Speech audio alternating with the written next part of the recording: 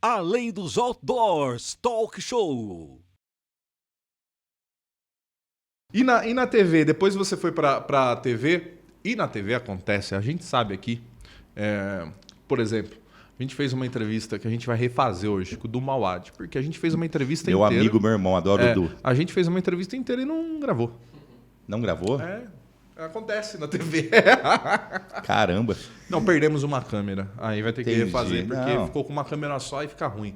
Tem que Perfeito. ter 2, 3 câmeras. Claro, claro. Abraço pro Du. Que você me conta da sua experiência na TV? Muita gafe, muita história? Coisa boa ou coisa ruim? O que você quer ouvir? Tem história pra gente ficar umas 4 horas aqui. Conta 2, uma de cada lado. Não, coisa boa tem. Ganhei prêmios na televisão, já fui homenageado pela Associação Paulista de Imprensa. Que legal. Tem coisas legais. E gafe, tem um monte, né? Assim, e esse é o problema, cara. Você começa a escrever o livro, por exemplo, o que eu fiz para ser muito correto? Aí eu usei a técnica, né? Que eu não sabia lá em 2007. Eu coloquei assim, ó, o capítulo tal da Fineta tem que ter 2 páginas. O capítulo tem que ter 40 páginas. O capítulo tal, 7 páginas. E aí você determina para você se regrar. Certo. E aí você fala, agora eu vou falar das gafes. Você olha, tem 40. Aí você fala, pô, não dá para pôr 40, porque não cabe em 6 páginas que tinha que ter aquele capítulo. E aí você escolhe, não você tira algumas, né? Uma que eu escolhi, por exemplo, que eu não escolhi, que eu conto aqui para não estragar o livro, eu estava ao vivo apresentando o jornal na Record e o jornal não tinha bancada, era em pé. Então a gente fazia com a câmera 3x4, o recorte aqui, né, e lendo notícia no TP, Certo. o teleprompter. E a notícia era de morte, fulano morreu, né? E quando eu estou lendo a notícia e dando a notícia aqui, que a morte aconteceu na rodovia e tal, meu cinegrafista, Cássio Kleber, dá um passo para trás, tropeça no cabo do intercom e cai. E blum, eu comecei a rir.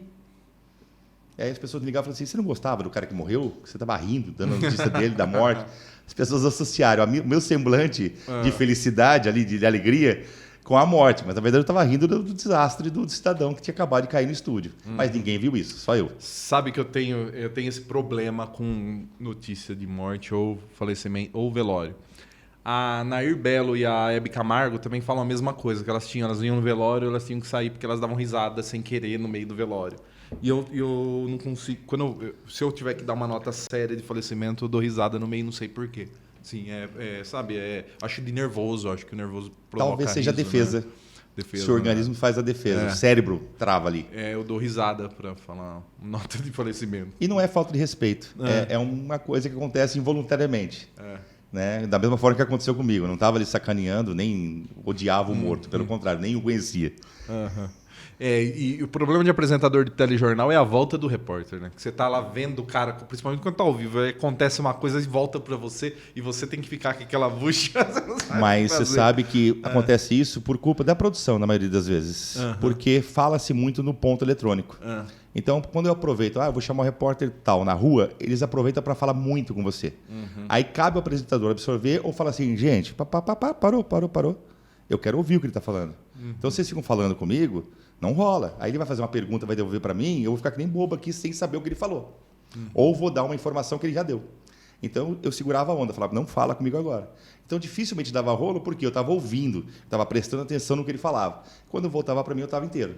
Agora, se eu ficasse ligado no Twitter com a galera lá, aí rola até papo do Mamonas Assassinas, aí quando o repórter devolve, você está lá bobão. É legal quando vaza essas conversas que estão conversando pelo ponto, né? Igual aconteceu com o Milton Leite, falando do Rogério Ceni, falando da repórter da Band. Sim. Isso eu acho maravilhoso. Acontece, é maravilhoso que você não está lá, né? Mas aí todo mundo concordou que ele falou que o Rogério Ceni era chato. Ninguém veio defender, falou assim, não é. Todo mundo, não é mesmo. E se eu te contar que eu já tive experiências boas com o Rogério Ceni, você acredita, cara? Falam que ele é humilde, né? Não é ele humilde. É chato, não, que ele é médio, mas ele é humilde. Ele não é humilde. Não. Ele não é humilde.